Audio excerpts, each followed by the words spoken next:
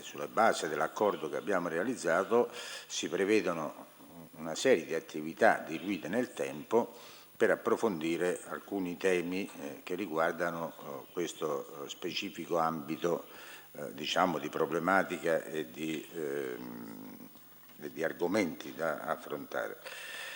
Il professore relatore di questa sera è il professor Small, che è direttore dell'istituto, e poi ci sarà appunto il dottor Hassan, che è il coordinatore di questo istituto per l'Italia e l'Europa.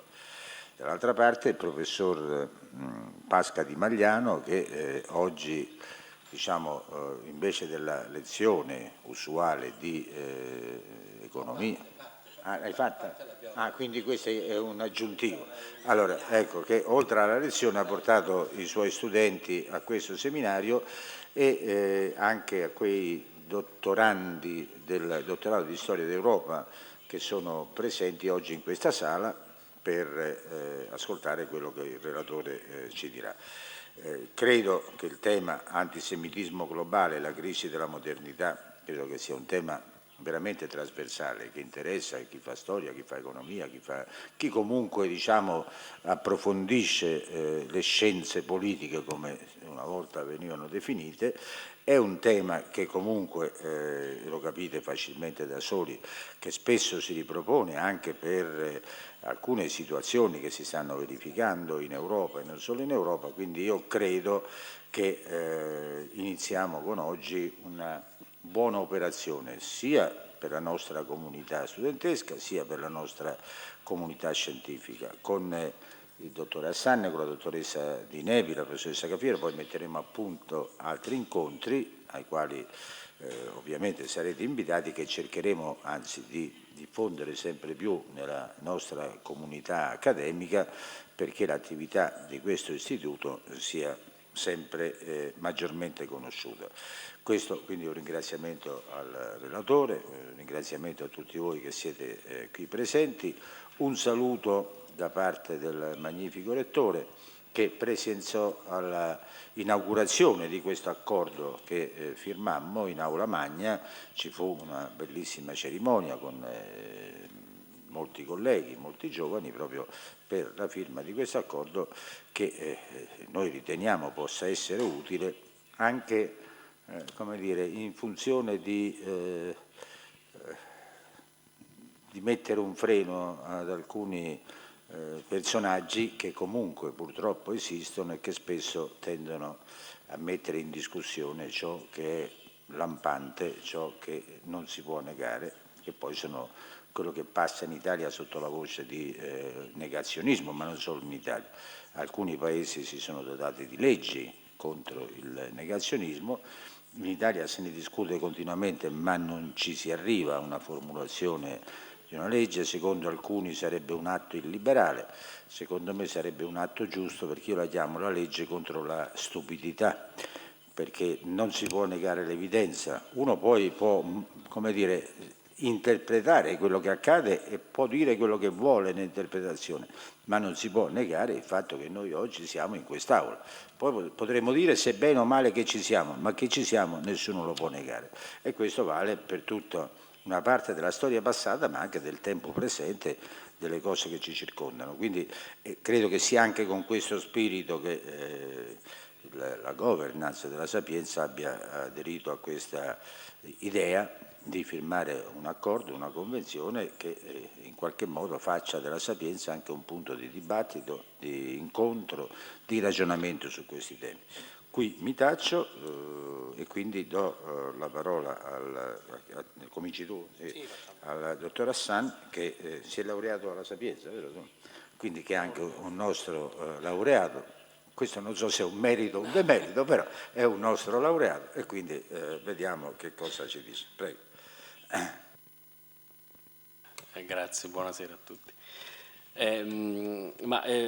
Personalmente qualifico questo seminario e poi l'accordo che abbiamo siglato con la Sapienza come un segno, magari anche tardivo, vista la storia italiana del Novecento soprattutto, però un segno importante soprattutto per interpretare il presente, ma anche capire e che parte prendere nello scenario futuro.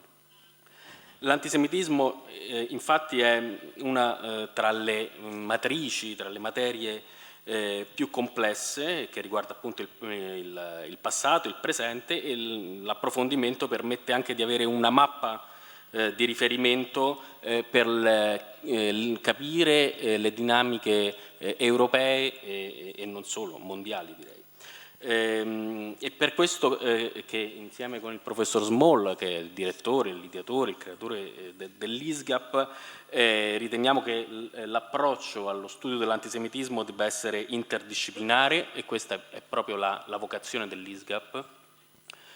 Oggi il mio compito è puramente di introdurre il professor Small, così come quello che sarà nei prossimi appuntamenti di introdurre, alcuni li ha citati appunto il professor Biagini, altri studiosi eminenti che hanno durante la loro carriera accademica studiato o approfondito scientificamente, ma anche con le loro esperienze, diversi punti di vista sull'antisemitismo. Quindi queste mie riflessioni introduttive sono soprattutto magari spunti di domanda che possono sorgere anche dopo nel dibattito che seguirà l'intervento del professor Small, e sono anche io molto interessato ad ascoltare, in quanto io non sono un docente universitario, non sono un ricercatore, mi occupo solo di coordinare appunto il lavoro e la presenza dell'Isgap in Italia e in Europa. L'argomento trattato oggi dal professor Small è ancora più complesso, in quanto si focalizza rispetto all'ampio quadro del tema antisemitismo sulla criticità per la modernità. I giuristi forse questa la chiamano più che modernità, contemporaneità, che la presenza dell'antisemitismo globale determina, quindi la crisi della contemporaneità. Sembra infatti evidente come l'antisemitismo sia presente in ogni società contemporanea con dinamiche identiche e che pervada diversi ambiti della vita sociale e delle relazioni umane, siano esse politiche, sociali e economiche. Alcune tra le prime domande quindi da porsi in questo seminario credo siano: esiste ed è corretto parlare di antisemitismo globale? E che ruolo ha l'Italia all'interno dell'Europa e della società globale rispetto all'antisemitismo contemporaneo? Provo appunto a dare alcuni spunti puramente personali da analista, non più che da giurista. La società globale, o meglio quella che da alcuni fu definita la società omogenea, si determina, questo è un mio giudizio, con la prevalenza di due aspetti connessi tra loro: la modalità dell'uso del diritto e la prevalenza dell'uso dell'informazione.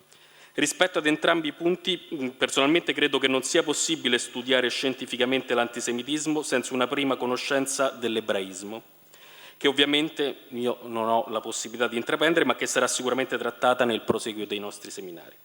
Infatti l'ebraismo segna il limite del diritto contemporaneo, cioè della norma generale, soprattutto in un contesto qual è quello italiano. L'ebreo determina, anzi qualifica proprio il cosiddetto assioma zero della comunicazione, ovvero che l'altro è diverso. E l'ebreo segna tale diversità nel suo profondo, nell'intimità soggettiva e collettiva ebraica, più che nell'esteriorità. Non a caso, per queste difficoltà di identificare somaticamente l'ebreo, i nazisti ebbero la necessità di creare la differenza biologica ed il concetto di razza. Il conflitto che l'ebraismo genera sin dalla sua nascita, così come ancora nella società contemporanea, a mio avviso rende più evidenti le falle dell'uso del diritto contemporaneo. Non è un caso che nei sistemi che cercano di racchiudere le possibili differenze identitarie per costruire una pacificazione attraverso l'uso del diritto, l'antisemitismo si sviluppi maggiormente. Oggi l'antisemitismo attecchisce proprio nei paesi che hanno una formazione liberale o socialdemocratica, in Olanda, in Svezia, in Norvegia, in modo palese o mascherato da antisionismo. Ed utilizza uno specifico strumento, ed è qui il secondo punto che contraddistingue la società omogenea e globale, che è la rete, l'informazione, ovvero lo strumento che livella la capacità e la qualità di approfondimento della conoscenza e dei rapporti. E questa nuova ondata di informazione antisemita giunge da altri continenti attraverso altre forze e regimi che cercano a loro volta di imporre una propria omogeneità e viene poi rilanciata in Europa. Questa forma d'odio, che così come nelle radici dell'antisemitismo di matrice cattolica usa l'avversione all'ebreo per autodeterminarsi, autoproclamarsi e definirsi, sia a livello identitario che religioso, politico, si inserisce proprio nelle crepe che gli strumenti della società omogenea inevitabilmente, per la loro incapacità di assicurare una impossibile uguaglianza, determinano, e trova adesioni presso chi è disposto proprio, secondo me, a barattare l'uso della qualità dei rapporti e delle relazioni con l'ideale dell'utopica uguaglianza, utilizzando magari proprio elementi tipici della libertà assoluta, quale ad esempio la satira, la blasfemia, il primato del razionalismo e dei principi di legalità. Insomma, tutto quello che, per esempio, l'elaborazione dell'ecumene che abbiamo scelto come rappresentazione grafica nell'invito di oggi ha rappresentato in passato. Gli ebrei e l'ebraismo diventano allora allo stesso tempo, o alla bisogna, gli eccessivi innovatori che propongono i limiti di una società omogenea a favore di una multietnicità e o i tradizionalisti che non hanno ancora voluto cogliere l'avvento redentore del Messia, così come il primato non hanno pienamente aderito al primato o non possono pienamente aderire al primato della norma e dello Stato. Sono appunto, a seconda della necessità, comunisti o fascisti, il tutto perché si eviti di riconoscerli o di riconoscersi. Pertanto il mio personale spunto rispetto alla questione possiamo essere certi che esista un antisemitismo globale? È che di certo esiste una volontà di far sottostare gli ebrei e l'ebraismo attraverso strumenti, modalità, elaborazioni storiche, giuridiche, filosofiche o religiose globali. E se ciò si dimostra, così come lo è stato nella storia, non possibile, questo è il farli sottostare a attraverso questi strumenti e queste modalità, tendere all'eliminazione dell'ebraismo dal globo, appunto. Volontà che trova finanziatori e reclute per la diffusione dell'antisemitismo in ogni contesto. Allora mi piace, e ho pensato qui di richiamare una frase proprio del nostro rabbino capo, Rav Disegni, della comunità ebraica di Roma, pronunciata proprio in occasione dell'evento della firma dell'accordo tra Isgap e Sapienza il 25 novembre. E Rav Disegni dice: «Oggi l'antisemitismo parla la lingua dei diritti e colpisce al cuore l'identità ebraica e i suoi riti. Ne sono un chiaro esempio le battaglie in sedi istituzionali europee contro la macellazione rituale e la circoncisione». Disegni chiama giustamente in causa in modo forte e chiaro il diritto contemporaneo, con il suo obiettivo di rendere misurabili tutte le cose, quale forma e mezzo dell'antisemitismo contemporaneo e crisi della modernità. Sembra appunto la conferma che nella società regolata dall'uso del diritto che predilige l'obiettivo della fonte più che la verifica delle presenze dei destinatari, le forme del comportamento vengono trattate solo per la loro esteriorità, fuori dall'intimo dell'essere umano dove risiede ovviamente in maniera forte ed ineliminabile l'identità religiosa ebraica. Ed è proprio tramite quella esteriorità, stereotipando proprio gli aspetti esteriori e per mezzo dell'informazione livellante, che viene colpito l'ebreo e diffuso l'antisemitismo. Un trattamento specifico, così come lo è stato sia con i ghetti che durante la Shoah, per isolare l'ebreo in modo da poterlo considerare fuori dal resto dell'esistenza dell'essere umano e separarlo da ciò che è accettabile per un sistema generale ed astratto. Questo obiettivo viene raggiunto alleggerendo appunto le responsabilità dell'essere umano singolo e collettivo e delle istituzioni, e noi ce ne dobbiamo rendere conto soprattutto oggi di questo, lasciando così per linearità ampio e libero spazio alla libertà di espressione e di manifestazione. La prospettiva futura, quindi, alla quale accennavo all'inizio, è che forse nel conflitto generato dall'impossibilità del diritto di misurare tutte le cose, un potere altrettanto globalizzante utilizzi proprio gli strumenti del diritto contemporaneo che livellano le identità per far prevalere il proprio uso del potere e quindi una nuova caccia all'ebreo, ovvero appunto quello che io interpreto quale crisi della modernità. Allora, anche in questo quadro chiedo al professor Small la sua opinione, se l'antisemitismo diventa lo specchio della società omogenea, dove prevale l'informazione, in quanto l'antisemitismo si diffonde oggi proprio attraverso la trasmissione globale di dati e dell'esteriorità, in conflitto con l'interesse alla conoscenza. E termino con quanto appare paradossale, sia che uno degli stereotipi più utilizzati nel linguaggio antisemita sia il profitto, il calcolo, la ricchezza, il capitale, mentre l'identità ebraica, sotto attacco, come ha detto Rav Disegni, dall'uso del diritto, sta proprio nella contrapposizione alla certezza erga omnes, alla globalità di valutazioni e alla razionalità del calcolo, che hanno come obiettivo di ottenere e misurare comportamenti uniformi. Grazie.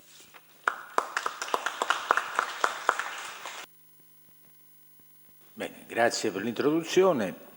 Vi voglio solo ricordare che la Sapienza fu l'unica università 2 o 3 anni fa, quando ci fu il blocco, diciamo, no, dei rapporti con le università israeliane, che firmò un accordo con l'Università di Tel Aviv in controtendenza con tutte le università italiane. Questa è un'altra piccola medaglietta che ci possiamo dare come università. Grazie, e ora la parola al professor Small.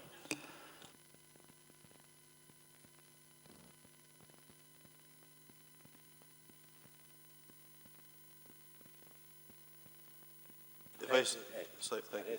For the translator, if I end up speaking too quickly, tell Robert to slow me down or something. Okay. So thank you very much. Thank you, Mr. Bergini, Robert, and Professor Pasca. Thank you for being here and for your students to be here. Thank you to Dr. Serena. And I thank everybody. And I just wanted to say that the Isgap, the Institute for the Study of Global Anti-Semitism and Policy, is working at several universities. We're working at McGill in Montreal, Harvard, Fordham University in New York, the Columbia Law School, the University of Miami, and now here in Sapienza. And I have to say, and I'm not saying this to be polite, that the response of the university's administration, professors, students, and the general atmosphere here is really a breath of fresh air. It's really a very special atmosphere where people are not only open, but very welcoming and encouraging for us to do high caliber interdisciplinary research and programming on issues of anti-Semitism. That remarkably, even in North America, where there's an assumption that these issues are dealt with all the time in an open manner, it's not always easy.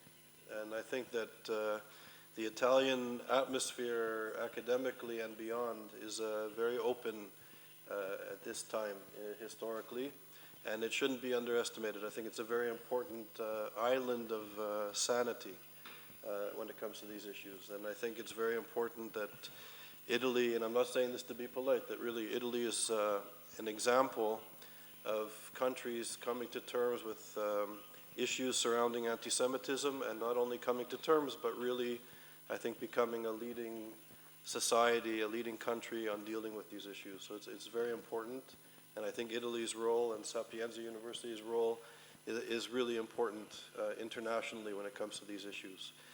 And as Robert was alluding to in his remarks, that we are facing a challenge. It's remarkable.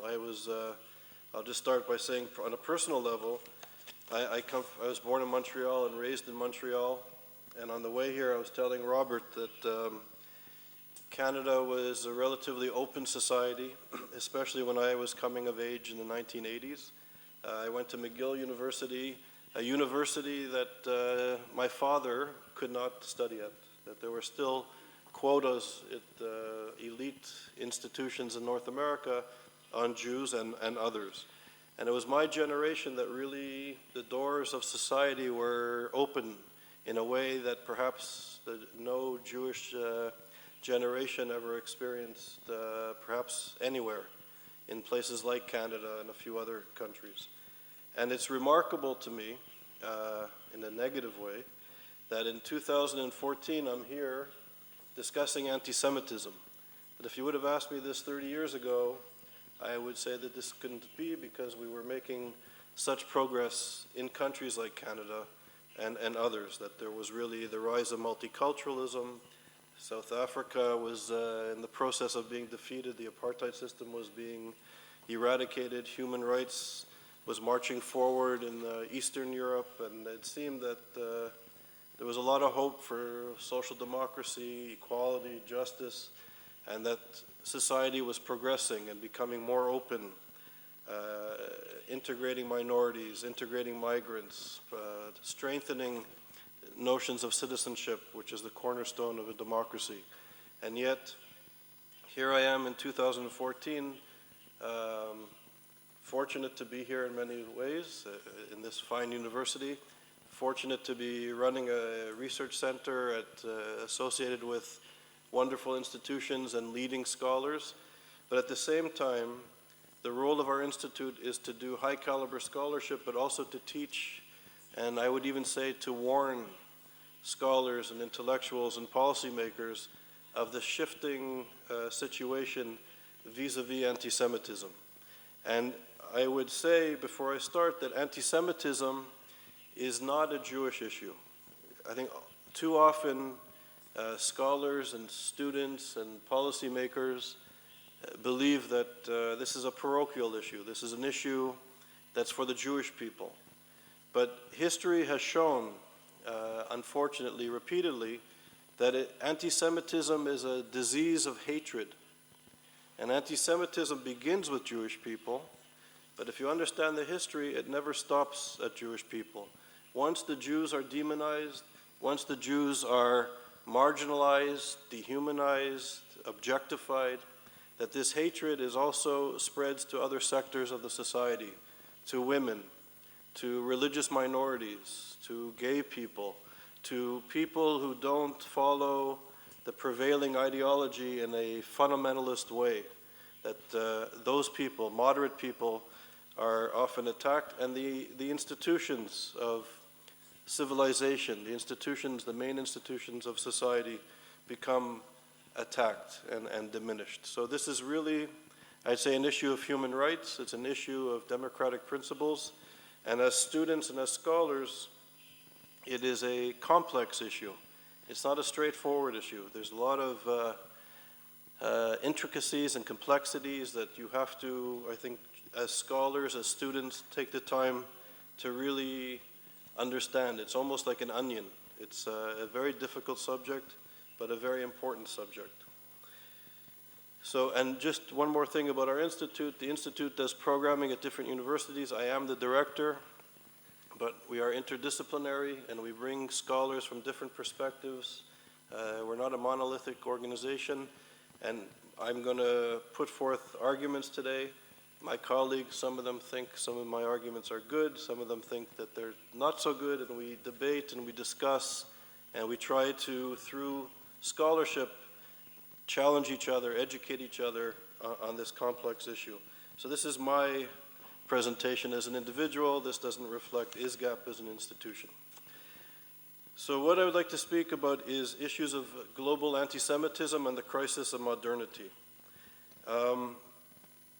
So there's two sections to my presentation, and I have about, how much time should I take? Half an hour? Is okay? Yeah? Okay. So I'm going to speak about globalization, I'm going to speak about the crisis of modernity first, and then I'm going to go back to the issue of anti-Semitism. So the crisis of modernity, from a scholarly perspective, from my perspective, from the works of people like Stuart Hall and others, reflects a crisis of capitalism, reflects an economic crisis, a global economic crisis. So regardless of one's definition, the crisis of modernity causes problems at the local level and at the global level, and has become a key aspect of the contemporary condition. Institutions that play a key role in society, especially the state, are under increasing pressure. The crisis is affecting everything from the core, the major industrial nations, to the periphery, the so-called third world countries. Those in the periphery are experiencing high levels of socioeconomic, political, and even cultural marginalization. In some areas of the world, the economic and political crisis is so severe that it's causing failing and even the emergence of failed states, that societies, the state that is the glue that holds societies together, states are failing and deteriorating in their capacity to maintain social order and economic growth in societies. Several states, particularly in the Middle East and North Africa, as well as other Islamic states, are currently in this dire, serious predicament. When states fail, marginalization and I would even say chaos emerge and increases. The resulting power vacuum is increasingly filled by radical Islamism. When I refer to radical Islamism, I am not, and this is very, very important, I am not referring to Islam, and I'm not referring to Muslims. I'm referring to a specific social order or a social movement that is trying to impose a form or a brand of a certain type of political Islam on society. So this is very important. So I use the term Islamism, and that it refers to the social movement, this reactionary, conservative social movement, not to Islam and not to Muslims. So in some of these states, radical political Islamism is filling this vacuum. Like those who, whose adherents, like those who follow neoliberalism, actually detest the state, perceiving it as a vestige of the colonial era and Western imperialism. So what's interesting in a way is radical political Islam perceives the state as a vestige from the colonial past of imperialism, of a Western tool to control society. So the Islamists want to destroy the Western state. And at the same time, what's also interesting is that neoliberalism, free market economics, the economic regime that we've been under for the last several decades, also attempts to weaken the state, to allow the forces of the market to enter into society, that if the society is opened up and not protected by the state, that free market capitalism will bring about development and bring about social development and cultural development, and the society as a whole will progress. So it's interesting that these two important forces have negative, shall we say, understandings of the state. So in many cases, the political actors and interests that are rising to power subscribe to ideological worldviews that are extremely hostile to the Jews. This is also a part of this crisis. It is in this context that modernity refers to the processes that led to the emergence of specific and distinctive characteristics of modern society. It is in this context that the concept of modernity itself, which does not imply a phenomenon of contemporary origin, it possesses an analytical and conceptual value that embodies the different characteristics of modern societies. So, for example, according to Stuart Hall, who recently passed away, who was a leading cultural theorist from the United Kingdom, he states that modernity in modern societies can be defined by four important characteristics: the dominance of secular forms of political power and authority, and conceptions of sovereignty and legitimacy operating within defined territories and boundaries, which are characteristic of large, complex structures of modern nation states. And if people don't understand me, please feel free to interrupt me. The second important concept of modernity is that there's a monetarized exchange or exchange economy based on large-scale production and on consumption of commodities for the market, extensive or wide forms of ownership of private property, and the accumulation of capital on a systemic long-term basis. Third, and this is important, the decline of traditional societies or social order, which has fixed social hierarchies, with overlapping allegiances, and the appearance of a dynamic social and sexual division of labor. In modern societies, this was characterized by new class formations and distinctive patriarchal relations between men and women. So the old relations between men and women and other social relations were transformed by modernity. The decline of religious worldviews, typical of traditional societies, and the rise of secular materialist culture, exhibiting these individualistic, rationalistic, and instrumental impulses which are now familiar to us. The emergence of modern societies was spurred by the new intellectual movements that developed during the Reformation movement, the Renaissance, and the scientific revolution of the 17th century and the Enlightenment of the 18th century. The transformation of Europe's intellectual, philosophical, and moral framework was significant and played a key role in the formation of modern societies as encapsulated by capitalism and the rise of the nation-states. In addition, in which I write in my article, I contend that the construction of cultural and social identities is an important aspect of this formation process. This then plays a key role in creating communities, real communities, and imagined communities, and symbolic boundaries that define who belongs and who is excluded and who is the other, who is the outsider.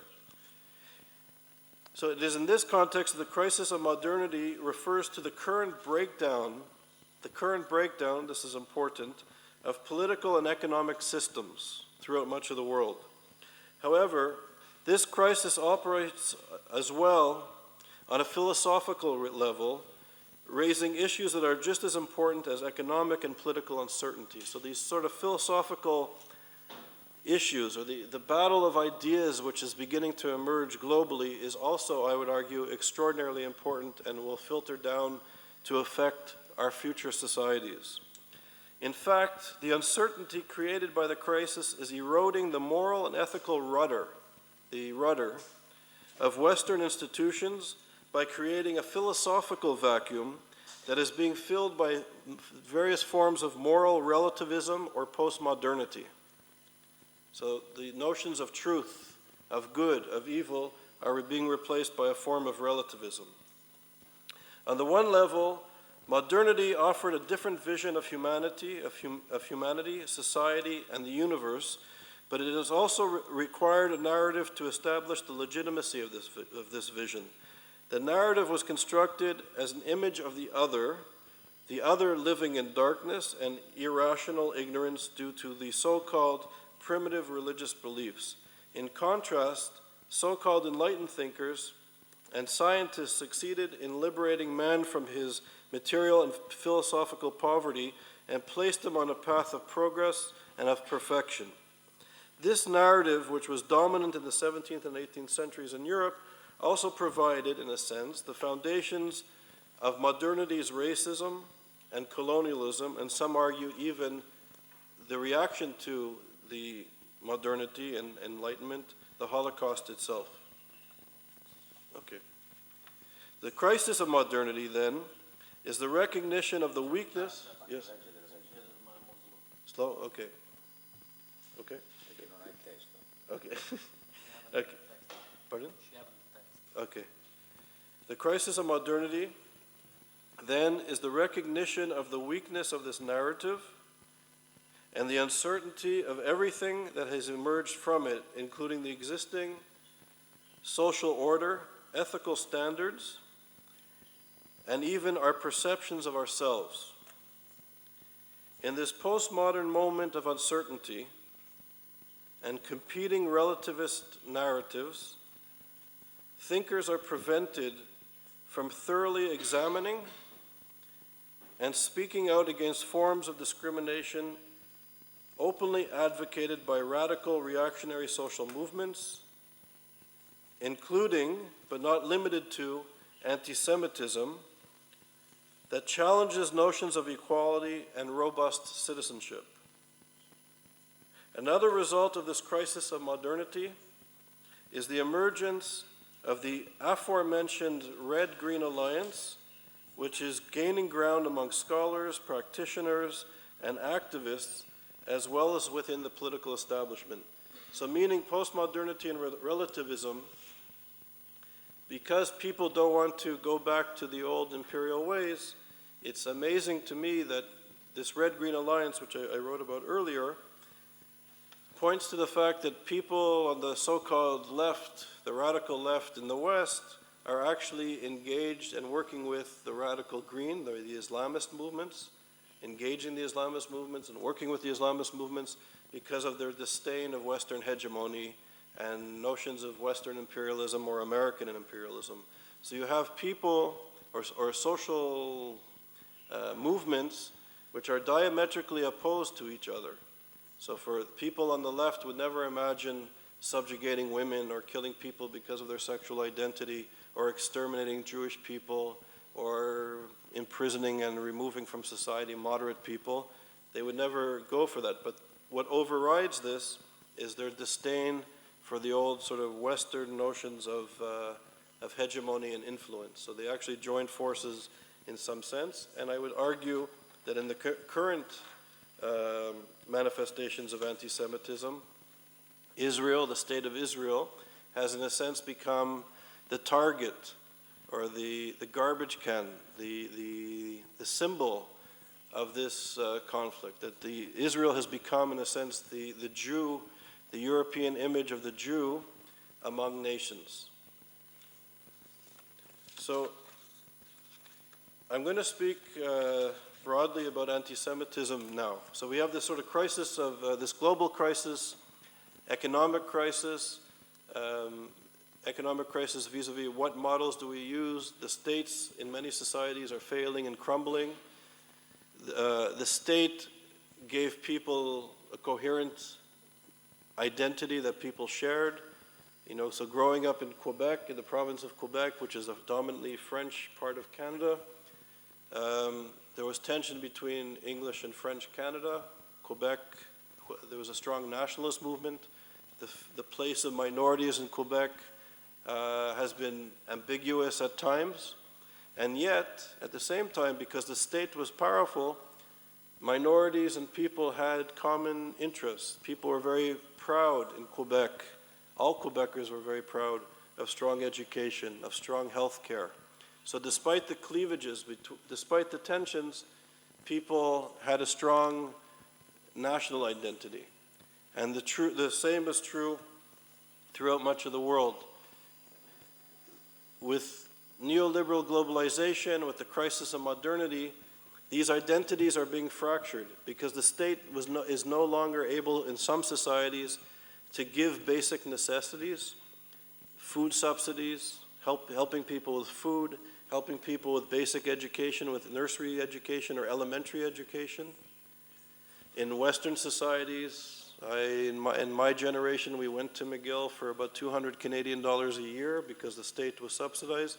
These subsidies are being eroded. The state's power is eroding.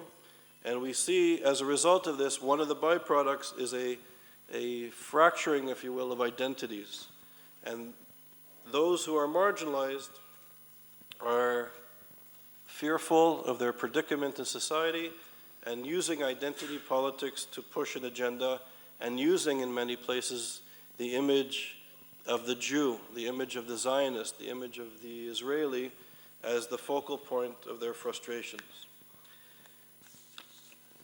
So historically, and I'll speak very briefly because I don't want to go into too much detail, especially with a translator. It's hard to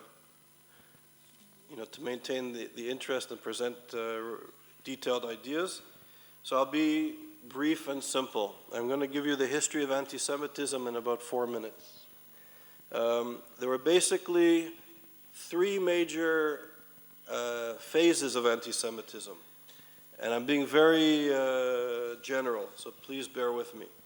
The first important phase was in Europe, Christianity often perceived, not always, but in general, perceived the Jew as the quintessential other. The Jewish community did not accept Christian doctrines, did not accept the notion of Jesus as the Messiah and the like. And the elements of Christian European society perceived this as a serious problem. One, that the Jews were essentially blinded by evil, by a devil even, by not accepting the Christian Messiah, and that not only were they unable to have salvation in their lives, but the fact that the Jews were not accepting the Christian notion of salvation hindered the entire world from having salvation. So the acceptance of Jesus Christ by the Jews, or the the unwillingness of these stubborn people not to accept the Christian notion of the Messiah, was hindering the world from having redemption. So the hatred and the demonization ebbed and flowed, but the Jews were the quintessential other and were a problem.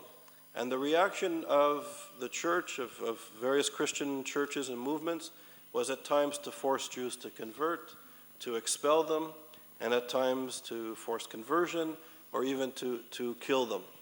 And what is remarkable about the different forms of anti-Semitism, I would argue, Robert Wistrich and other scholars of anti-Semitism argue, that there's an inherent genocidal aspect to anti-Semitism. So unlike other forms of hatred, which can cause extraordinary damage and suffering, there's an inherent element in the European history of anti-Semitism which is genocidal, in that the salvation of the world was somehow enmeshed on the Jews changing. So the Jews not accepting Christ hindered salvation, and this was a big problem and had to be eradicated either by love or by force. We move to another phase where national identity, biologically determined notions of belonging and otherness emerged in Europe and in much of the world as the dominant way of perceiving reality through pseudoscience, genetics, biology, eugenics, that sort of thing. And the Jews were suddenly the wrong nation or the wrong race living in the midst of the white Aryan race and the pure nation. And this time, the Jew, the impure Jewish race, was a detriment to the pure race. They were sort of diluting the purity of the Aryan race and had to be removed from the gene pool. So unlike the Christian period where there was the option of conversion, in this period of anti-Semitism, there was no opting out. The Jews had to be expelled and removed from the nation and removed from the gene pool, or exterminated. And of course, we see in Europe with pogroms and the Holocaust, the Shoah, the results of this thinking. And again, what's interesting in this form of hatred is that the salvation of the nation and the race was dependent on removing this sort of impure Jewish element from the race. Now, these forms of Christianity and these forms of racism have been profoundly diminished. There aren't many people at universities or in dinner parties or in social circles or in the media that would ever espouse these forms of hatred, of these types of anti-Semitism, be it bigoted forms of Christianity. The last several popes have been very powerful in condemning anti-Semitism, for example. The racist, fascist forms of anti-Semitism are certainly not socially acceptable. But today, the new form of contemporary anti-Semitism is the demonization and the delegitimization of Israel. And this is the issue of the day. And what's very important is to understand is that the theological anti-Semitism of the past, in its time, was very powerful, that people couldn't be heard to speak out. During the racist period, the universities, if professors or students would challenge the philosophy or the science of the day, they would lose their jobs or be demoted and be removed from their professions. And the rational thought of the day, not to harm human beings based on pseudoscience of the day, which was dominant of the day, that those voices obviously were not heard in a way. They were not heard to change the policies, to change the reality, to change the hiring practices of departments and universities or the curriculum, that there was a prevailing dominant view that reigned, that was in power at the time. And I submit to you that the challenge today in some circles is to today, not in 100 years that we could look back as historians, but today is to understand contemporary forms of anti-Semitism, the contemporary manifestations of anti-Semitism, And even if it's politically politically incorrect in certain circles, to confront it. And today, the contemporary form of anti-Semitism, not that all the other forms have been eradicated, the old forms are around, but the dominant form is the demonization of Israel and the demonization of Jewish people who have a strong cultural and religious and national connection and association to Israel. Now, when I speak about the demonization of Israel, I'm not speaking about people who disagree with policies, with people who don't like certain policy vis-a-vis Palestinians or vis-a-vis education or vis-a-vis all the problems, all the cleavages, all the contradictions which exist in every society. That those who criticize, and I criticize many aspects of Israeli society, are not necessarily engaging in demonization. But there is a line. Where the line is not always exactly clear, but there is a line. And the line that I will speak to you about is when Israel is blamed for all sorts of things that are preventing, like the other forms of anti-Semitism in the past, that when people believe that world redemption, that peace, the end of Islamism, the end of jihadism, when East-West relations will somehow reemerge as beautiful, if only the Israelis will change. That this is a form of contemporary anti-Semitism. So on the one hand, we have social movements which are diametrically opposed to notions of enlightenment, notions of citizenship, notions of equality.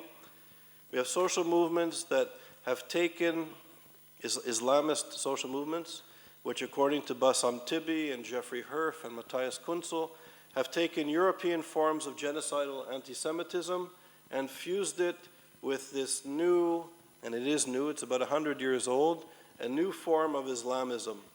And the Islamism which emerged in Egypt in the late 19-teens and early 1920s, people like Qutb and al-Banai, the founders of the Muslim Brotherhood, who have demonized Jews, who wrote openly and clearly about removing Jews from the garment of Islam, i.e., for example, removing Jews from societies in which they have resided for many centuries, millennium.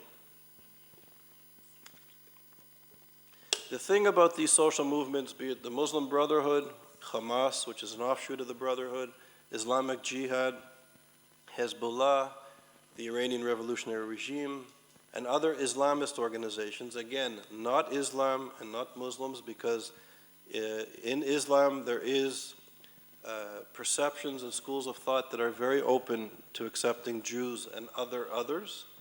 The history of Islamic societies have been difficult at times vis-a-vis Jews, but in general much more tolerant, if you will, than the Jewish experience in Europe at times. So there is this other side to Islam and Muslim traditions which exist, but I'm going to focus on these social movements. So these social movements openly and clearly, philosophically, theologically, politically, speak about exterminating the Jews, eradicating the Jews, destroying the state of Israel, and not just the state of Israel, but the Jewish people itself. People like Qutb and al-Banai and Ayatollah Khomeini, the leader of the Iranian Revolution in the 70s, write, and according to Islamic scholars incorrectly, about how Jews are the descendants of apes and pigs, and use this demonization of Jewish people, fusing it with the European anti-Semitism to gain support and credibility in the societies in which they're operating. So on the one hand, you have a profound, open, clear demonization of the Jewish people, of the state of Israel, and of Zionism. And on the other hand, we have this sort of moral relativism in many Western contexts, not all, which argue that we have to move away from our, modernist binary concepts and see the grayness of identities, and that every narrative ought to be respected. So this inability or unwillingness by some intellectual schools of thought to speak out clearly about these forms of hatred. And I always ask my students in the United States, could you imagine if an African leader, if a white African leader would come to the United States and visit the White House and claim that all Africans, black Africans, were the descendants of apes and pigs, and we'd like to do some business, right? Or that all the descendants, all these people who are descendants of apes and pigs need to be exterminated, removed. They would be, hopefully, kicked out of the meetings and told to go back where they came from. And yet, we are engaging people with these beliefs.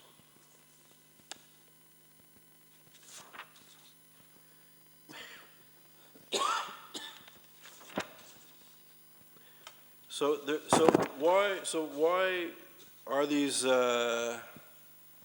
Why is this sort of at the one level this phenomenon developing, which is so much diametrically opposed to human rights and liberal thought?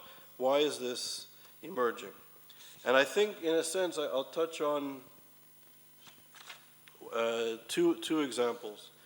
We look at the work of Michel Foucault and Edward Said, for example, which have played a very important role philosophically in promoting this sort of Western, so this notion of postmodernity. But they've also helped, in a sense, I will argue, to demonize the Jewish people culturally and historically, certainly in relation to the narrative of the Jewish people's narrative and association to the State of Israel. This perspective now is an integral component of the curriculum of many good universities in the West. Foucault, for example, and this is very staggering, wrote in a very welcoming way about the arrival of the Iranian Revolution of 1979, and he wrote, as a triumph of the spiritual values over the profanity of Western capitalist materialism. So here is a thinker and a philosopher associated with human rights and progress saying that this violent Islamist revolution, which has no place for the other, for Jews, for minorities, as equal citizens. In democracy, we're supposed to be equal under one legal system, and in Iran, this is not possible. This was not part of the revolution, and yet this Western thinker, and very important thinker, says that this is a victory of spiritual values over the profanity of Western capitalist materialism. He perceived the Islamist revolution as a critique of Western culture and a protest against the political rationality of modernity. This sympathetic view of the Islamist revolution has been ignored, but is undoubtedly, I'll go slower, is undoubtedly influenced. Okay.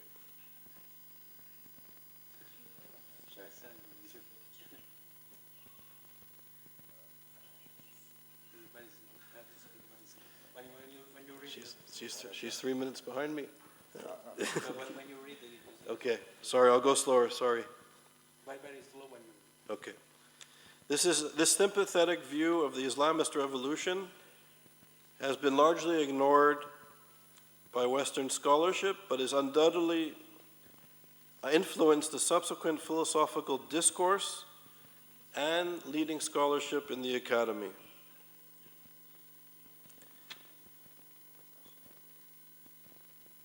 Edward Said, who was in Paris and spending time with Michel Foucault in the late 70s, fondly recalled spending time with Michel Foucault and noted that they had both hoped that the Iranian Revolution would develop into what the French Revolution was to Immanuel Kant 200 years earlier. Despite its violence, they hoped that the revolution would be a crucial step towards progress and the emancipations of the people of Iran and the oppressed people of other nations.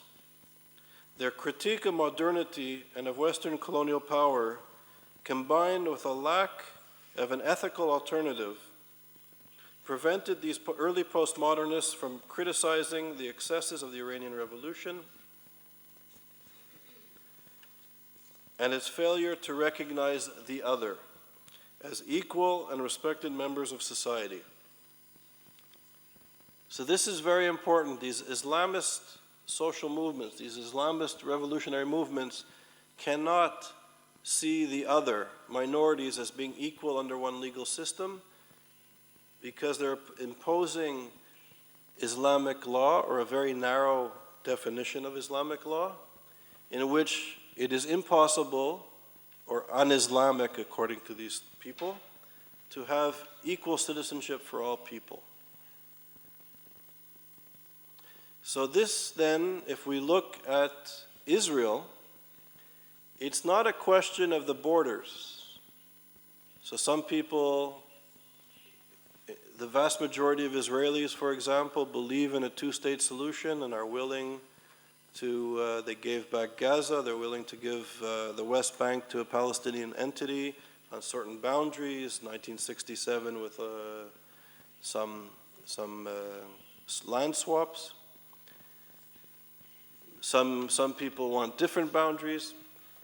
But according to this Islamist notion of citizenship, it is unethical and impossible to have a non-believing Muslim, a other, to have self-determination over anything that is considered to be Islamic or Islamic land.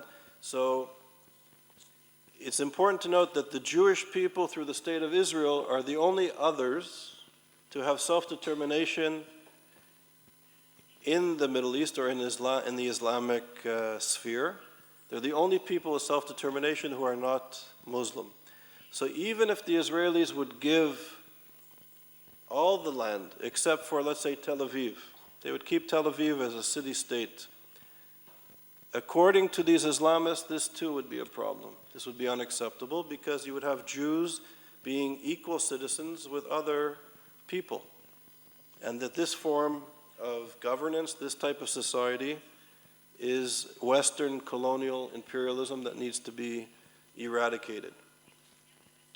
And we can look in these societies where Islamists rule, in places like Gaza, in places like Iran, where you can see the Jews are protected citizens. There's about 25 or 30,000 Jews in Iran. They're protected, but they're not equal citizens. They're second class, or what they refer to as dhimmis. The Baha'i people are persecuted because they believe that the Prophet Muhammad is not the last word on the word of God. So they're tremendously persecuted because they're not adhering to the ideology of the state. So there is no capacity for equality. And if there are moderate Muslims, if people want to change society or democratize society, they're also in a very precarious situation. But anti-Semitism, the demonization of Israel, of Jews, and of Zionism is being used to focus people, to focus their attention, to get support for the Islamist movements, and also to sort of not pay attention to the problems and the cleavages and the conflicts in their own society. So in places like the United Kingdom and France and Canada, in the United States, I don't know that much about Italy or Italian society, but you can see that there are so-called progressive human rights activists who are trying to create a boycott movement, to boycott Israel, to boycott the Jewish state, to divest from Israel. And many of these people are apparently on the left who are pushing for this. And what is fascinating to me is that just several kilometers from the Israeli border is Syria. They share a common border. And in Syria, in the last 2 years, we have now more than 160,000 people massacred, millions of refugees. The refugees are threatening the stability of Lebanon, of Jordan, of the region. And yet, the BDS movement, as we call it, the boycott movement, is focused on the so-called atrocities that are happening in Israel. And you see this demonization, this sort of irrational critique of what's going on as a form of anti-Semitism.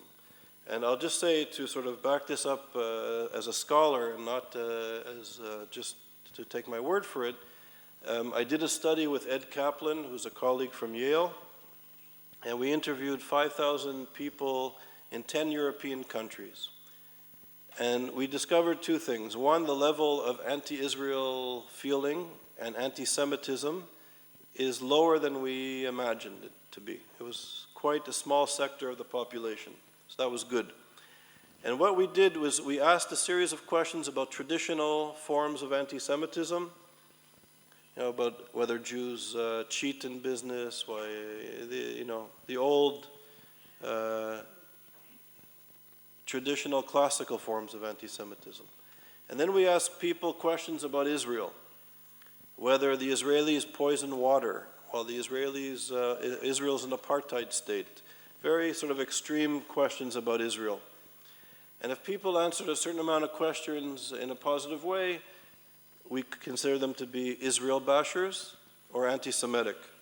And what we found was very important, I would argue, is that people who were Israel bashers, people who demonized Israel according to our study, they were 13 times more likely than the average population to be anti-Semitic in the classical sense. So the correlation was very strong between those who demonize Israel and those who are anti-Semitic.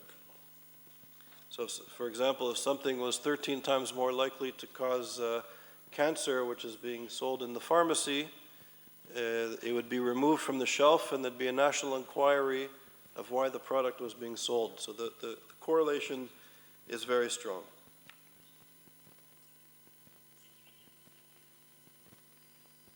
So Said and Foucault, going back to this, that their critique of modernity and Western colonial power, combined with their lack of an ethical alternative, prevented these early postmodernists from critiquing the excesses of the Iranian Revolution for its failure to recognize the other as equal and respected members of society. Foucault and Said have thus helped to lay the foundation for the failure of some contemporary intellectuals to condemn the rise of Islamism as a social movement, especially in relation to its lack of acceptance of the basic notions of otherness, of respecting the other within Islamic society, which is a cornerstone of the democratic principles and its opposition to prejudice against the Jewish people and Israel itself. This intellectual development should also be considered in the context of global politics and the prevailing environment in many academic institutions, and that this is, in a sense, the challenge that Isgap is concerned about, to explore these issues from an interdisciplinary perspective. So I think, should I stop here and we can have questions? Would that be okay? Okay, and then maybe it'll be more dynamic than reading from the paper. Okay, so thank you.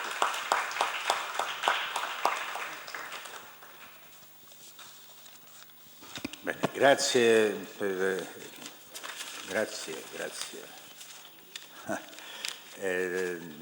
I temi sono tanti, sarebbe interessante approfondirli tutti.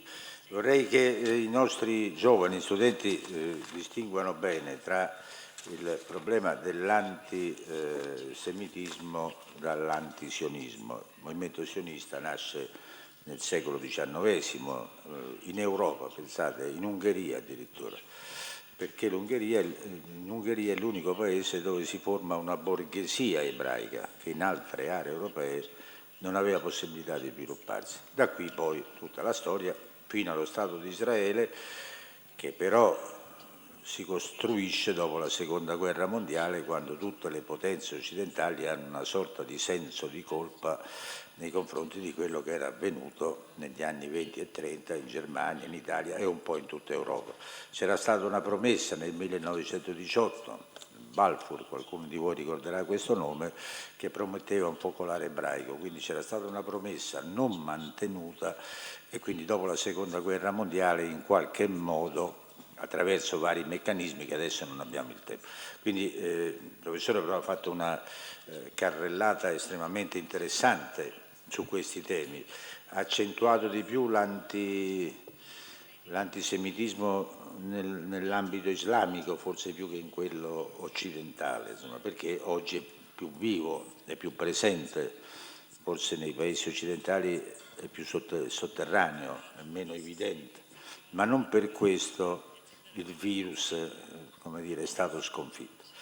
Quindi adesso se qualche nostro, io avrei 1000 domande, ma magari le farò in privato, ma ci terrei che qualcuno di voi intervenisse con qualche quesito, con qualche richiesta di chiarimento, con qualche commento. È sempre difficile rompere il ghiaccio, questo lo so per esperienza. Io dico che quando non ci sono domande o uno è stato troppo chiaro o troppo poco chiaro, perché diciamo, al di là della battuta, insomma, so che c'è un po' di... Prego, può forse spingere il pulsantino speak lì davanti a sé, ce l'ha il microfono, sì. Sì, Ecco. no, volevo chiedere perché lui considera magari una persona, uno Stato che non è a favore della politica israeliana, dello Stato di Israele, ha più probabilità di essere antisemita. Cioè, sono state parole sue. Io volevo capire questo, nel senso, qualcuno può essere contro la politica di Israele nella situazione medio orientale, però non per questo è antisemita a livello religioso.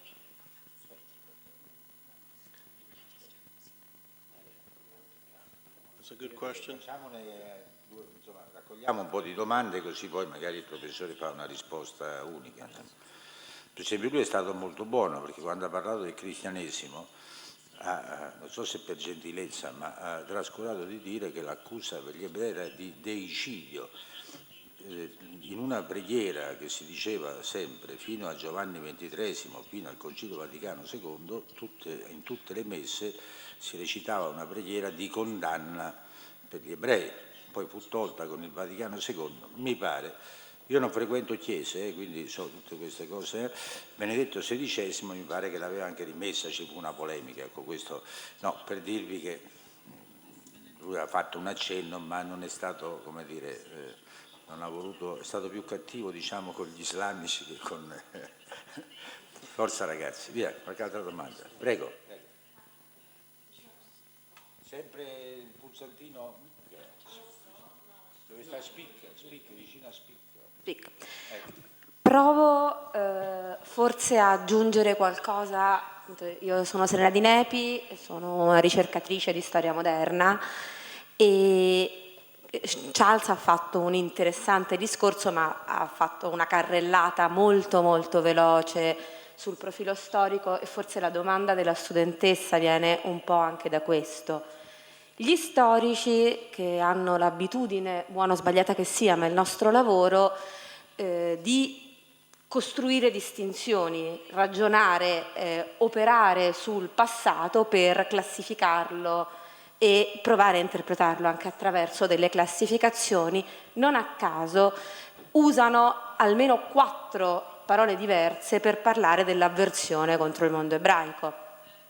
Il discorso religioso che un po' ha sovrapposto la studentessa nella sua domanda viene da questo, e si parla di un antigiudaismo cristiano ma anche cattolico protestante, che ha le sue radici, come diceva giustamente Charles, nell'opposizione al mondo ebraico fatta dai polemisti cristiani dell'inizio del cristianesimo, quando il cristianesimo deve distinguere la sua propria identità da quella ebraica da cui proviene e si deve confrontare con il rifiuto ebraico di considerare Gesù Cristo come il Messia. Si parla poi di antisemitismo biologico-razziale per indicare quell'atteggiamento che viene dal mondo politico ma anche dal mondo scientifico europeo, che ha una delle sue primissime espressioni nel famosissimo Affaire de Refus in Francia, per indicare appunto quell'antisemitismo che si rivolge agli ebrei sentiti come altro, come diverso, biologicamente definito, tra la metà dell'Ottocento e il Novecento, e che culmina nelle espressioni naziste, nelle leggi di Norimberga, ma anche nelle leggi razziali italiane. Si usa poi il termine antisionismo per indicare appunto un'avversione politica nei confronti dello Stato di Israele. Gli storici più accorti dicono che è molto difficile capire dove passino le demarcazioni tra queste tre definizioni, proprio perché il lessico spesso è lo stesso, le parole d'ordine sono lo stesso, le costruzioni retoriche sono simili, ma gli attori, i soggetti che si fanno latori di una narrativa antisemita sono diversi. Ora si prova ad usare, ad esempio, sono molto a favore di una definizione più complessa, che è quella di antiebraismo, declinato in modo diverso secondo i tempi e secondo i soggetti. E allora non è che chi è contro lo Stato di Israele è antigiudaico per motivi religiosi, non si può. Esatto, però lei ha usato la definizione religiosa, ho capito male la domanda. Non necessariamente. Non necessariamente. Esatto, come qualunque dato. No, in realtà la domanda che io avrei voluto fare a Charles era lui come considera le distinzioni classiche, anche appunto è appena uscito da poco negli Stati Uniti un libro che so che ha fatto molto discutere, di David Nirenberg, Anti-Judaism, qualcosa come Western Problem, che ecco, sarà la mia domanda. What's your question? La mia domanda è come consideri le distinzioni classiche usate dagli studiosi sull'antisemitismo, quindi antigiudaismo, antisemitismo, antisionismo, anche rispetto poi al dibattito americano.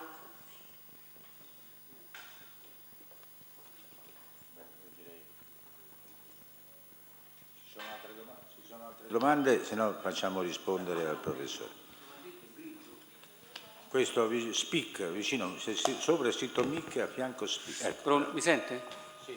Scusi, io invece voglio fare una domanda leggermente diversa, se mi spiega un pochino meglio, se può, tra l'antisemitismo dove non ci sono più ebrei, tipo Polonia che l'hanno ammazzati quasi tutti, e il Giappone che non sono mai esistiti.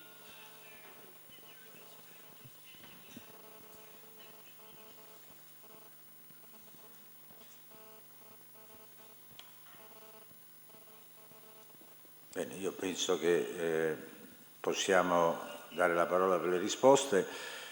La mia frase, che il professore era stato più severo con gli islamisti, come dire, più morbido con l'Occidente, giusto nell'economia della sua relazione.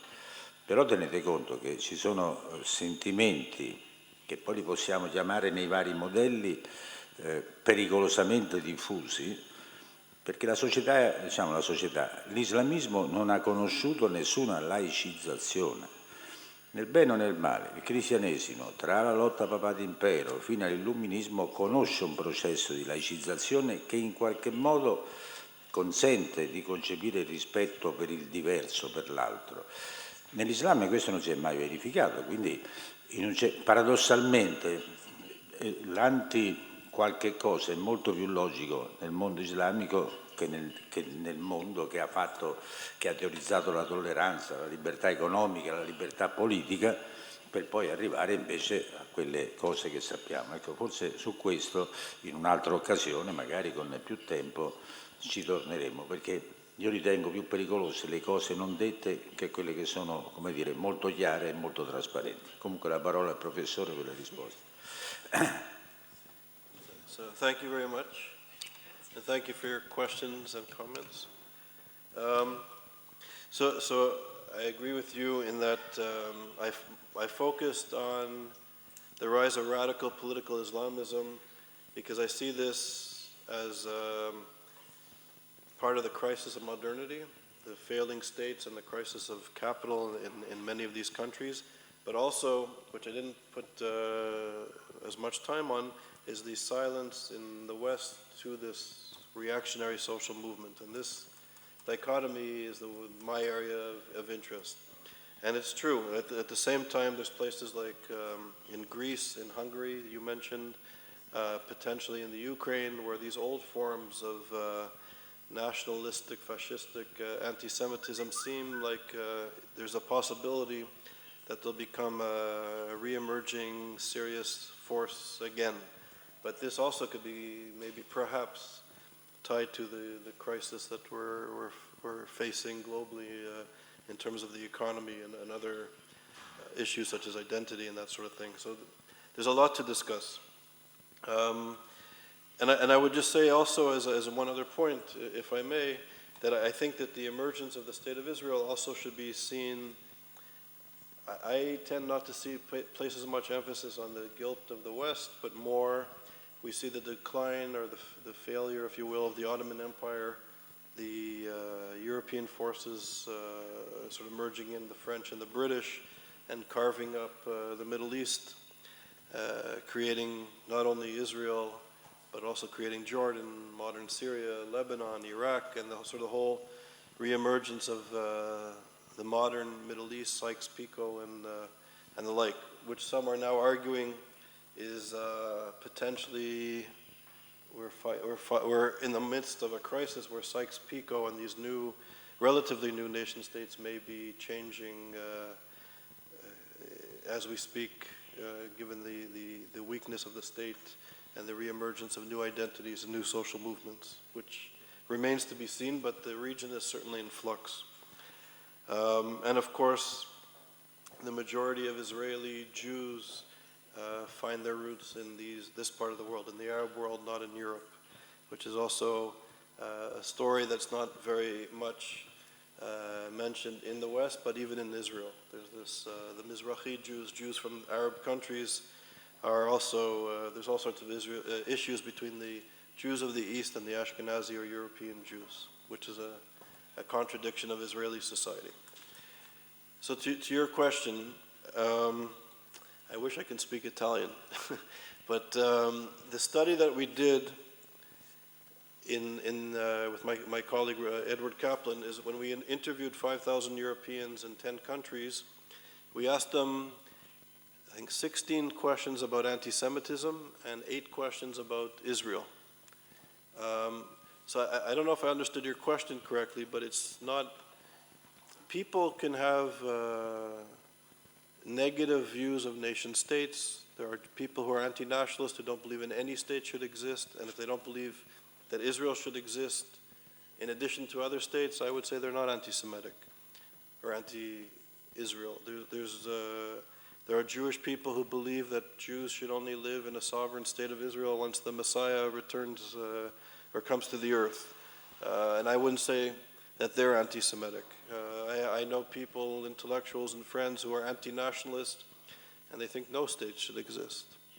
We don't agree on everything, but I don't think that they're anti-Semitic. So you can be against the state of Israel or the existence of the state of Israel and not be anti-Semitic, and that, I think, was allowed for in our study.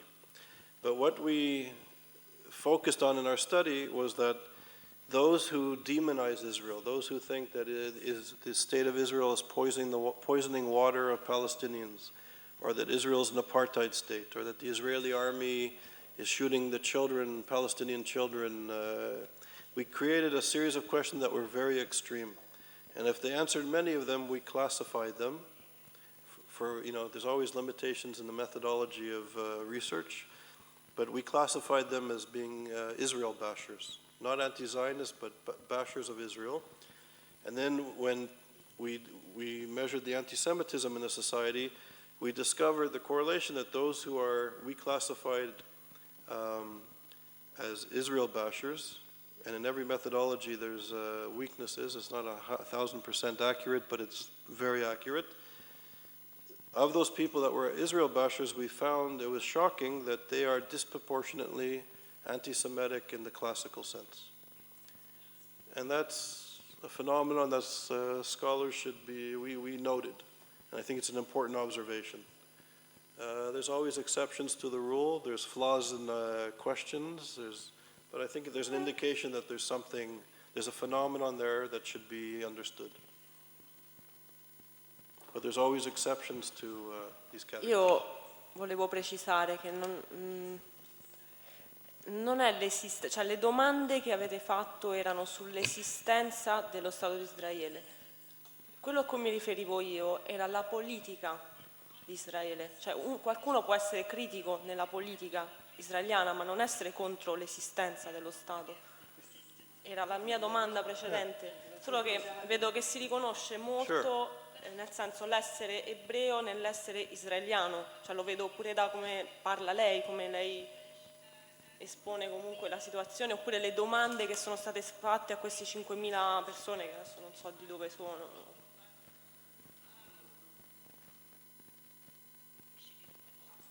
So can you repeat the questions we asked to the 5,000 people? La domanda che avete inserito in questo questionario era specifica nel chiedere alle persone se si era contro lo Stato di Israele o meno, mentre la mia domanda era: qualcuno può essere critico nella politica israeliana però non essere antisemita? Of course. Solo che queste domande erano un po' ambigue. Israeliani stessi che al contrario. So first I'd say Parlava di nazionalismo. first I'd say you have to read the questions. And then we could discuss the questions. So that, Posso essere io contro la politica israeliana, of course. ma non essere antisemita? Questo è il discorso. Of course. Era semplice. Yes. Yes. I'm opposed to many Israeli policies, and I don't think I'm anti-Semitic, and I have a soft spot for Israel. I like the country. But there's things in Israeli society, like in Italian society or Canadian society, that disturb me. But I wouldn't want to destroy Canada or destroy Italy or destroy Israel. So of course, there's a big distinction. And if you read the Israeli media, people are criticizing society maybe more than anywhere else in the world. You can read much of the Israeli media is in European languages. You should read it one day. It's amazing.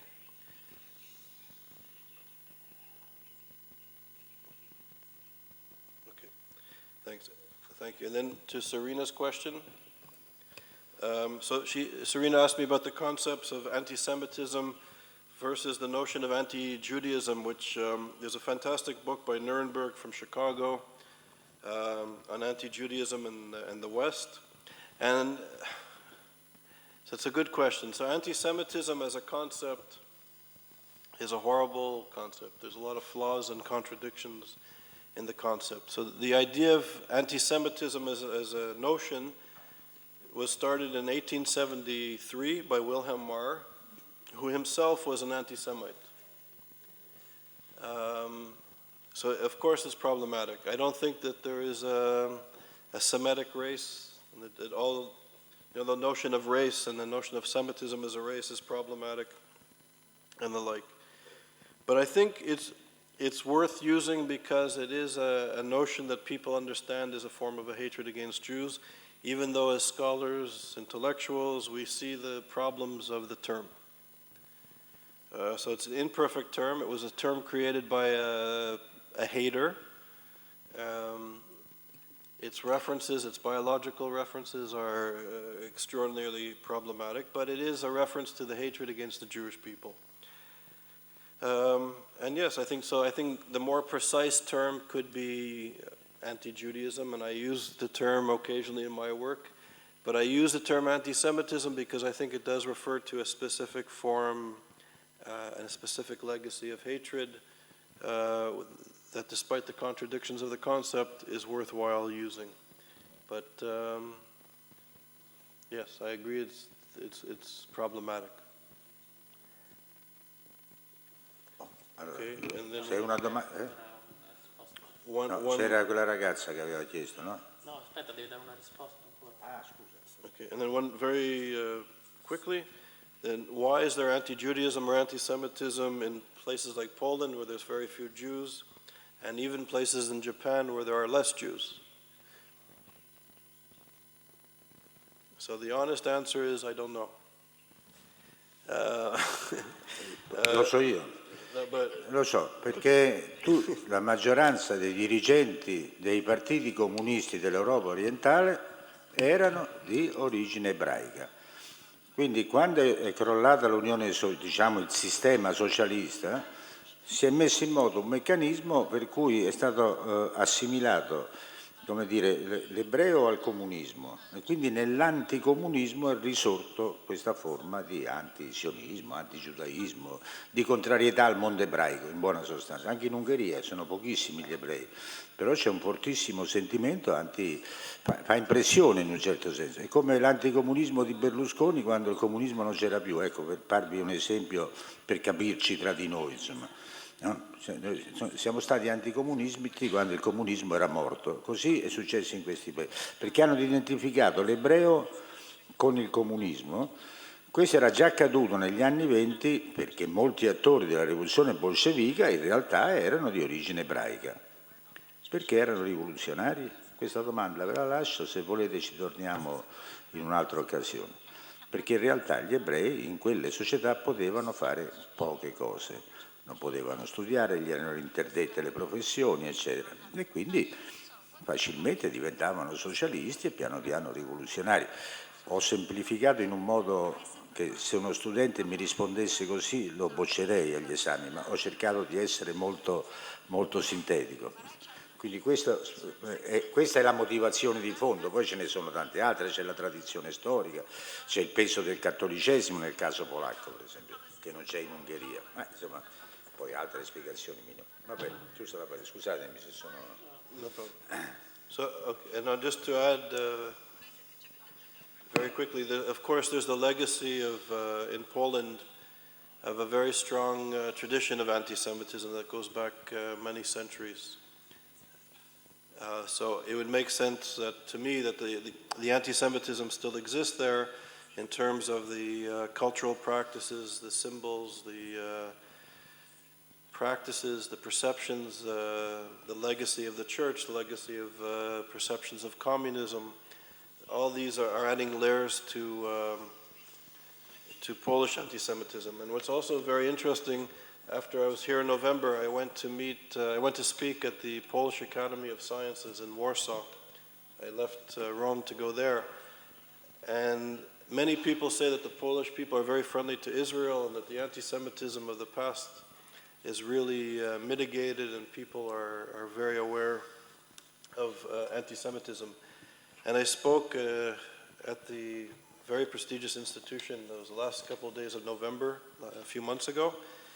And I thought I was going into a friendly environment, and I spoke about globalization and modernity and anti-Semitism, and they were asking me questions about circumcision, about kosher meat, about why Jews stick together, why they're destroying the Polish society.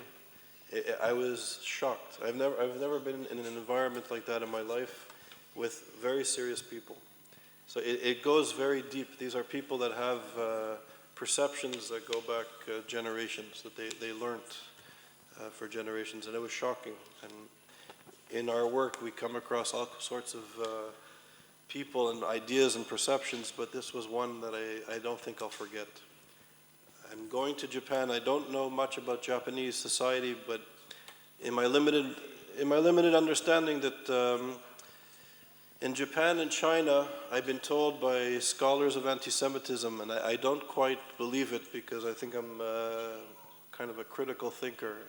The answer I'm going to give you doesn't satisfy me, but there is a stereotype that Jews have similar values to the best values of Chinese and Japanese culture. That Jews are family-oriented, they're hardworking, they're smart, they're successful, they're very rich. All the values that are the best of, or what Chinese and Japanese people aspire to. And so they take the protocols of the Elders of Zion, the most disgusting European forgery of anti-Semitism, which helped to lay down the foundation of the Holocaust, and they've interpreted and distributed not as an insult to the Jewish people, but because the Jews control the world, we have to emulate the Jews. So the protocols are there. There's anti-Semitic books which quote the protocols, And according to many people, these are compliments to the Jewish people.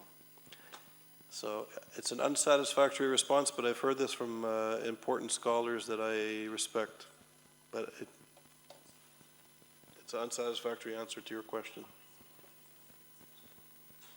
Devo dare la parola alla studentessa. La domanda breve. No, più che una domanda, il mio vuole essere un piccolo commento finale. Cioè, la prima cosa è che a me sarebbe piaciuto molto concentrarmi anche, come diceva lei, sull'avvento di associazioni filonaziste e quindi sulla rinascita un po' dei partiti filonazisti in Occidente, perché al di là della facile dicotomia Occidente-anti-Occidente, capitalista-anticapitalista, che noi conosciamo già tra appunto Occidente e il resto del mondo, quello che a me preoccupa e di cui interesserebbe molto parlare anche successivamente, o se mai ricapiterà, sarà proprio dell'avvento al di là dello sgretolamento delle società, che è una delle cause attuali per cui questi partiti stanno risalendo, è proprio interessante comunque studiare il perché e come questi stiano riuscendo a prendere il sopravvento, soprattutto nell'Europa di oggi. E poi un altro piccolo commento che però al di là di tutto è che credo che comunque al di là dell'antisemitismo sia molto facile che tra i giovani, soprattutto adesso, ci sia un forte astio verso la politica israeliana, verso Palestina, che non è assolutamente da sottovalutare, nel senso che non si trasforma in un odio verso lo Stato israeliano, come diceva la ragazza, o comunque verso la cultura israeliana, ma è comunque un malcontento verso la politica israeliana che non può essere assolutamente sottovalutato e che porta i giovani poi spesso a generalizzare ed avere un astio verso tutto Israele che comunque non è facile da placare, diciamo, perché è una situazione veramente gravissima, è un comportamento veramente anche un po' abbastanza anticoerente verso dopo tutto quello che comunque lo Stato di Israele ha attraversato e la storia che già conosciamo.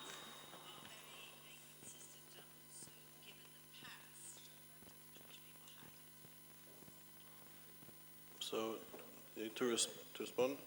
So, first of all, if you're concerned or interested in the issue of the Nazi anti-Semitism or the rise of Nazism in Europe today, I think Robert and Isgap is going to organize some more seminars on the comparative analysis of anti-Semitism, and I believe some of the speakers are going to address that issue. And I know some of the professors who are coming speak in Italian, and they're eminent, serious professors, so it should be good and interesting. So I hope you'll come to those. And then I think the second thing is, so I don't know if I disagree with what you said about Israeli policies, but I think it's very important to understand the context. And I'm afraid, I don't read the Italian media, and I don't understand the Italian political discourse, but I know in the French media and in the English media, which I follow, there is the sort of the decontextualization of the Israeli-Arab conflict, that very few journalists and very few intellectuals really kind of make the connections between the rise of radical Islam in the region and its impact on the Israeli-Palestinian conflict and on the societies in the region. So the question is, the Israelis, with all of its contradictions and all of its problems and all of its ill-formed policies, right? It's an imperfect society, but it's a free society. There's a rule of law, there's a free press, there's a vibrant university and civil society with all of these contradictions. And then you go to places like Gaza, places like Syria, where you have social movements and the rule of law, which doesn't guarantee citizenship, equality under the law to anybody. So women, for example, in more and more places cannot study because girls shouldn't have an education because it corrupts their mind. Women can't go in public spaces unaccompanied by a male member of their family. Christians are leaving in droves. And this social movement speaks openly and clearly about exterminating Jews. And regardless of the details of the social movement, we know in philosophy, and we know in the study of multiculturalism and the study of ethics, I think of Emmanuel Levinas's work, for example, that we know when we do not recognize the other as human. If I am sexist, right? So the Jewish concept that Levinas talks about is that when we see our face in the face of the other, that's the moment we become human. And if I am sexist and I don't think that women, for example, could, who are created in the image of God, have a truth to teach me, I limit my capacity to become wise. If I dismissed half of the world's population and I can't receive any female truths, and I limit my capacity to learn and to become wise.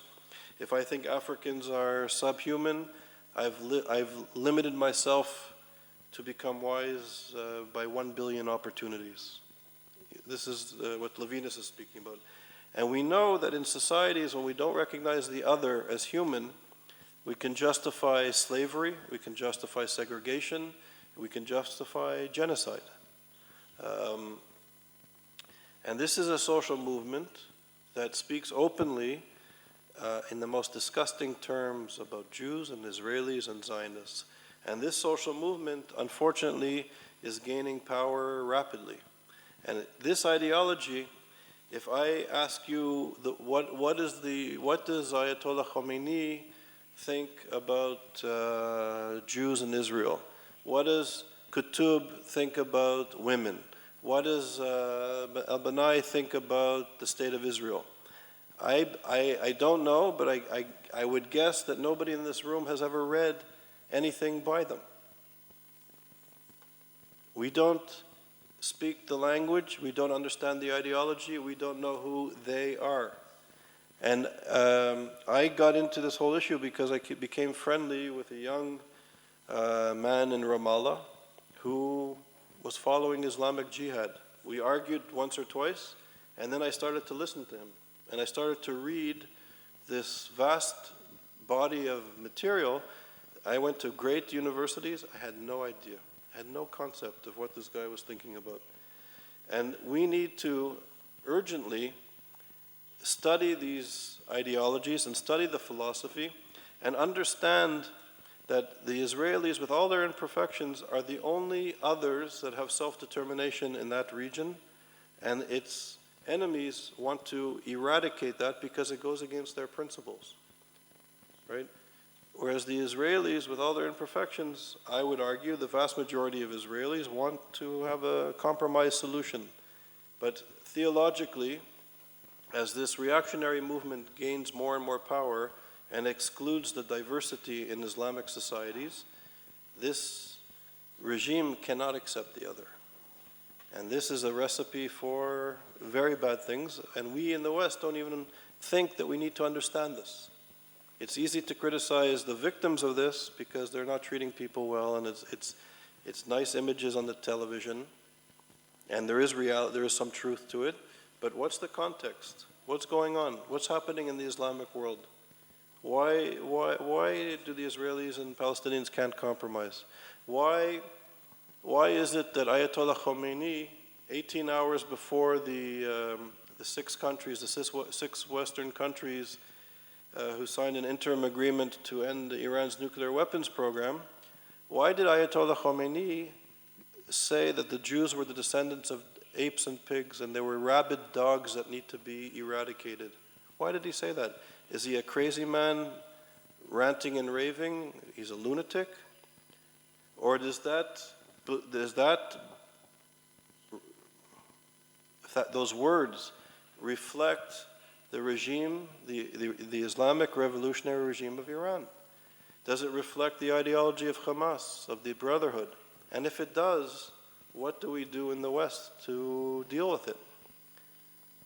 And while they focus on the Jews and the Zionists, I say go beyond it. How do they treat women? Do you think women should go to school? I do. I think girls have the right to an education. I think women could walk in public spaces freely if they choose to. I think Christians should have the right to worship in communities in the Middle East that have been there since the time of Christ. So we have to understand the context because, as I said at the beginning of my lecture, anti-Semitism or the demonization of Israel is not a Jewish problem. It's not a Jewish problem. And it never was a Jewish problem, and it's not a Jewish problem now. It's a problem of humanity, of respect, of all peoples. And I think the fact that we are not paying attention to what's happening and we can't go beyond the image of the Israeli or the Jew is stopping us from really engaging into real serious discussions about human rights, the rights of women, the rights of gay people, the rights of religious pluralism, the rights of connected to democratic notions of citizenship. And this is what anti-Semitism does. It limits us.